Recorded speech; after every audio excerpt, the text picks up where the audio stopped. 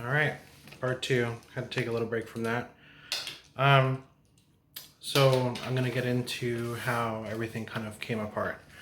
When I was 19, I decided that I wanted to dorm at college instead of just go to college and come back home because I needed out of that house. I couldn't do it anymore.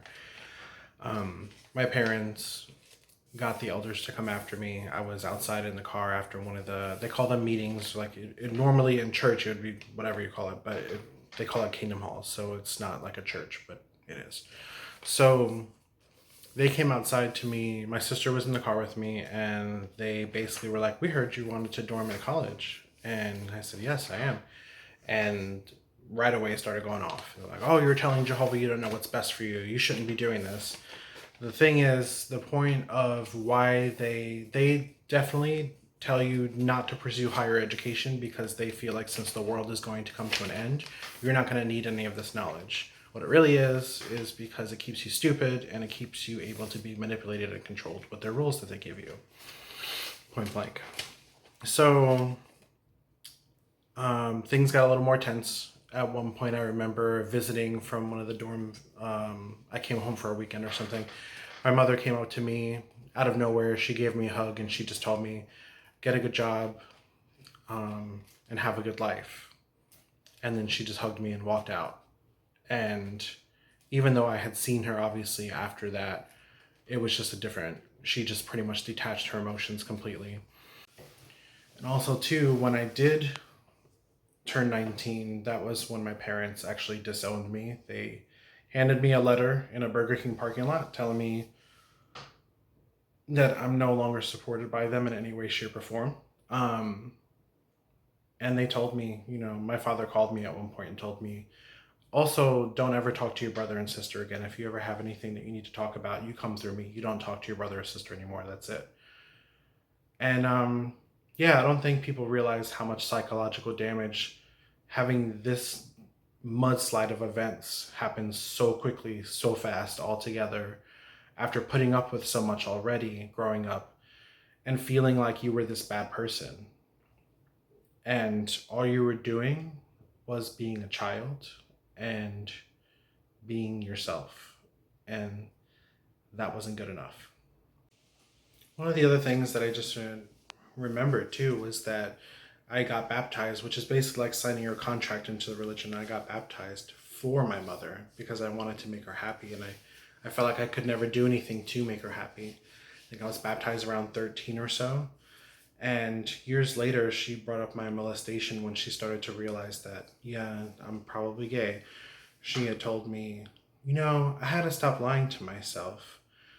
You didn't, he didn't have to talk you into anything. You wanted that to happen. You wanted it.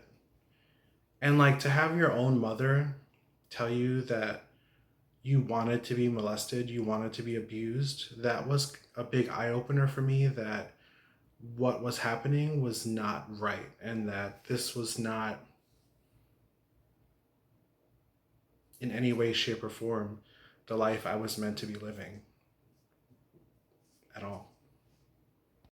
Um, Things kind of came to a head where I wasn't allowed to go to prom, so there was a college dance that I kind of wanted to go to make up for the fact that I didn't get to go to my prom because you're not allowed to do that.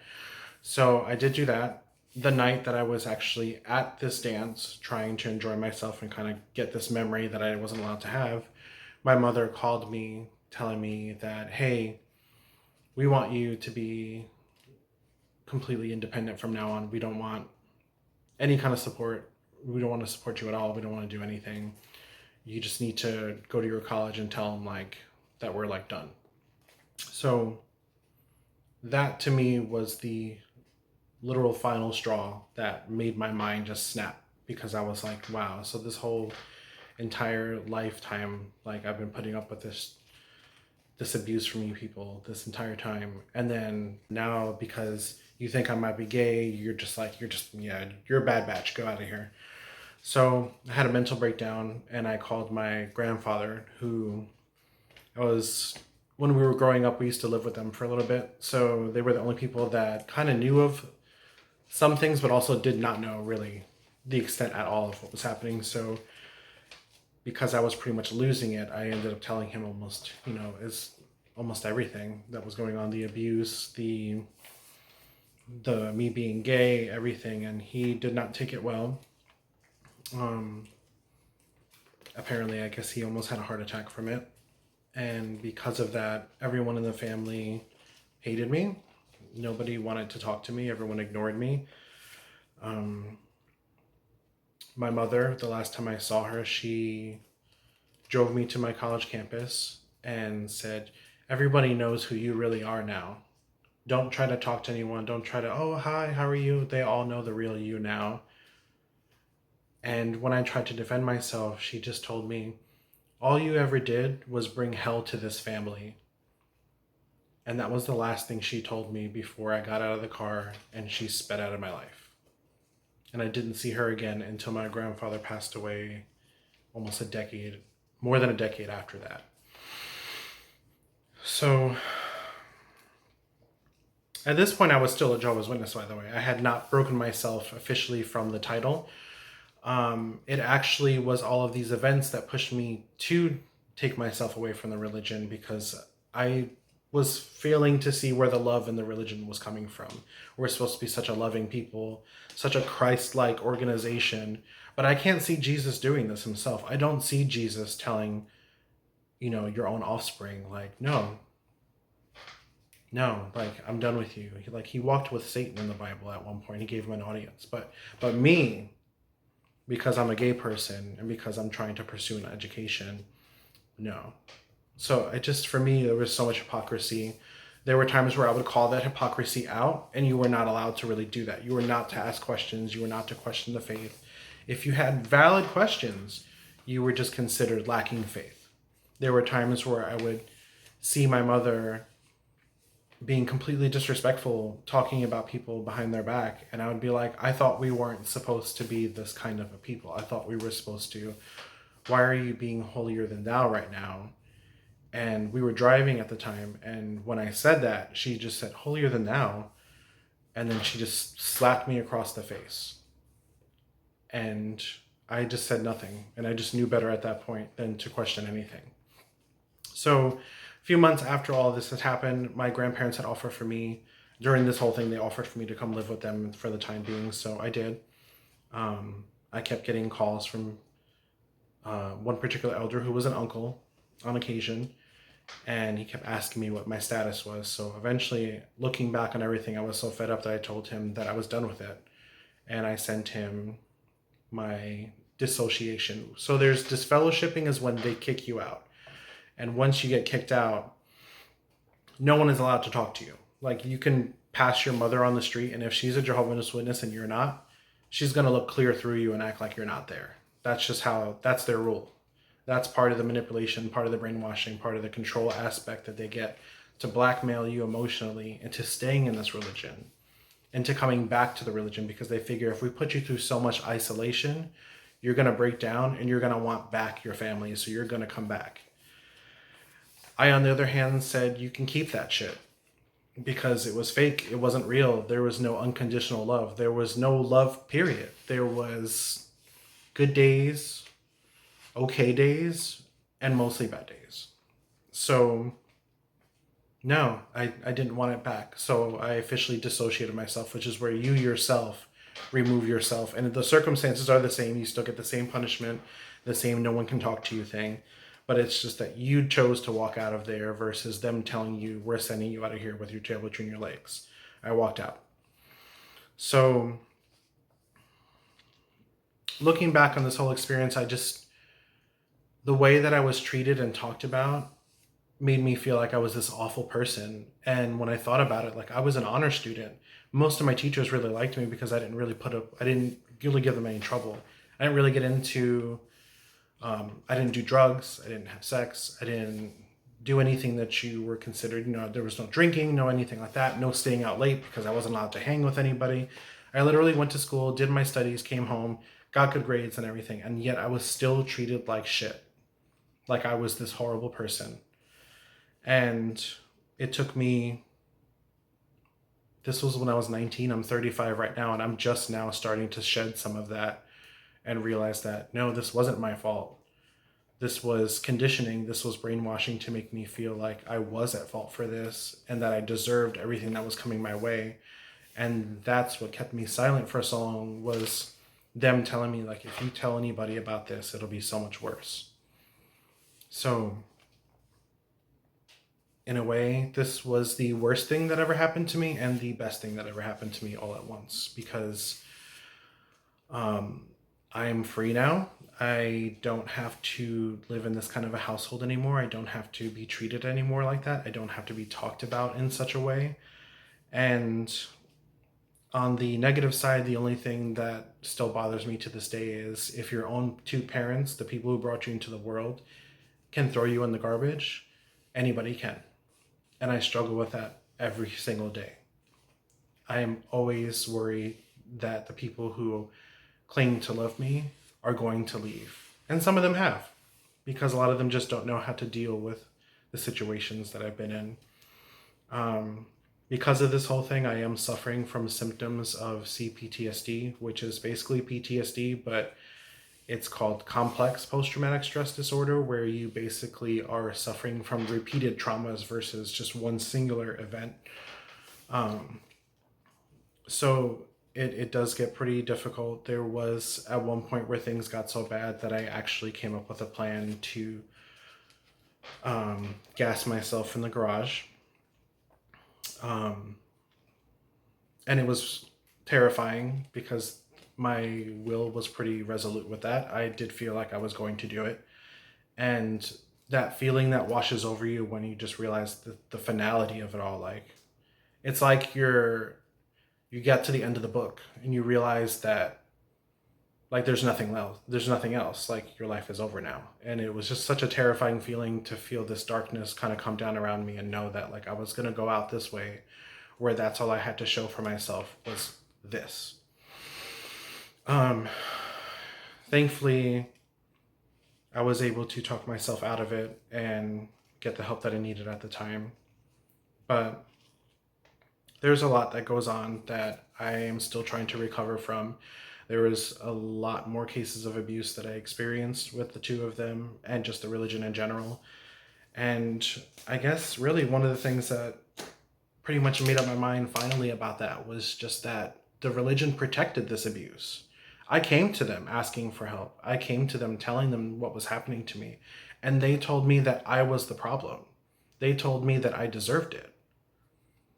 Nobody stood up for me. People knew that this was happening and no one intervened. People might have suspected it because it would happen sometimes in front of people. Other family members would be there, be present for some of the verbal assaults, for example. And like nobody would step in to help at all. So I unfortunately conditioned myself to feel that you're completely on your own. No one has your back. Everyone has a condition and a limit, and once it hits that limit, then you're on your own. There's no, I'm gonna stick by you no matter what. That doesn't exist to me. And it's a very hard thing to deal with, having that in your mind, because you're trying to formulate relationships. And now I'm in a period where I just isolate. I don't really have friends. I have people that I will talk to on occasion. I'll text or, message on Instagram, things like that. But I don't normally, I just go to work, I come home, and I just isolate. And then I just do it again and again. So I have a lot of recovery work to do from this. There's a lot of things that feel impossible to overcome, but luckily I've been able to speak to other survivors lately, other people who have maybe not been Jehovah's Witnesses, but have gone through abusive situations in their household. And luckily talking to them has helped me realize that, yes, that was a really bad situation that I was placed in, and that, no, that was not my fault, and that I deserved better than that and still do. So I'm in the process of trying to get my mind to follow through with that. The only good thing I learned from Jehovah's Witnesses was public speaking, because they make you give speeches. Or if you're a man, if you're a woman, you cannot do that. It's a very patriarchal thing, so you can't, as a woman, have any kind of authority. So for me, I was able to learn that. And just a lot of the fakeness. Like, I would have to do preaching work with these people, and I'd be in the car and just like hear the things they would say. We would knock on the door and they would be the sweetest person, such a nice person, and be like, oh, I'm a little busy right now. I'm not really interested, but thank you so much for coming by. And then we would close and I would be like, okay, whatever. And we'd get to the car and whoever I was working with would be like, oh, I bet they'll be interested when Armageddon's blowing up their house and such. And I'm just like, that is what you're doing is hatred. There's no love in this organization. This is hatred. You're all being taught to just look at everyone around you with disgust. And I don't see that. Like, there's nothing Christ-like about that. Jesus was very loving towards everyone. He says, love your neighbor like yourself. And everything that I feel like Jesus stands for, Jehovah's Witnesses do not stand for. They talk a big game. They'll find a scripture to back it up somehow. But literally the Bible could tell you to go outside and shoot your neighbor in the face, and they would do it. And that's not okay. That's just not okay. There comes a point where you have to let your free will decide for you what's right and wrong. And that's not right. To treat your own children the way that you treat them, to treat complete strangers as if they're dirt on your shoe. You don't know these people. You don't know what they've been through. You can't tell anybody who's worthy to live or die. You're not God. So a lot of that had pretty much everything to do with why I left that religion, was seeing how I wasn't officially out of the organization, but got no support. None of the congregation, these people I grew up with, like, they would babysit me. I'd be at their houses sometimes, and none of them reached out to me. They pretty much all treated me like a dead person, and they still do, and they always will. And that's something I'm just gonna have to cope with. Imagine going your entire life with an entire family of people in the congregation and your actual family, and then in one night, all of that's gone. None of them talk to you anymore. No one cares if you're dead or alive. None of them even know if you're dead or alive. And honestly could care less. And no, I'm very much happy that I did leave the religion and that I'm now pursuing recovery and figuring who I am as a person and not who I was raised to believe I was. So to anyone who's watched this, I hope it resonates with you. Leah, Remini, thank you so much for the episode you did to cover this, because honestly, watching other people talk about their experiences made me realize how not alone in this I was, whereas I feel like I've always been such an oddball to most people because people don't understand that. They're like, oh, what? Your mom doesn't talk to you? That's just so weird. My mom talks to me every day. We're in holidays together and this and that. And so thank you for doing that.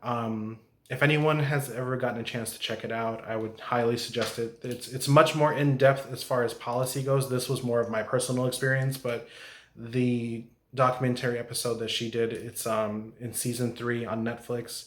It does cover a lot of the policies. It goes far back. Everything has publications notated so you know where it came from. And it's very informative if you're someone who has never seen this kind of behavior with the religion before, or if you're someone who, like myself, has escaped it and is pretty much looking to see other people survive their experiences. It's a very tough watch, I will say, but it's definitely worth it. I would definitely check it out. For anyone who has, like I said, watched this, thank you so much for your support. I hope that going forward, I will definitely be able to find the recovery pattern that I need, get the proper help, and that one day I'll be able to use this whole situation to completely empower myself and not let these things destroy me the way that I feel like they have been. So if you're watching this and you're in a tough place, you got this. You can get through this. Sometimes the only person you have to support you is yourself, but you have to be that good person to yourself and tell yourself that, yeah, you're worth it. And we're all put here to enjoy our lives. Like, we're here to be a part of this world, and we should be grateful for that. We shouldn't feel the way that we felt. So hang in there. And thank you again so much. I appreciate you all. Thanks.